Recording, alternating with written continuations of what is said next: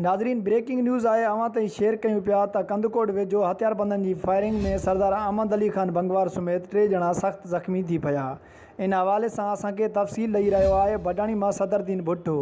जी Sadruddin, updates कजो।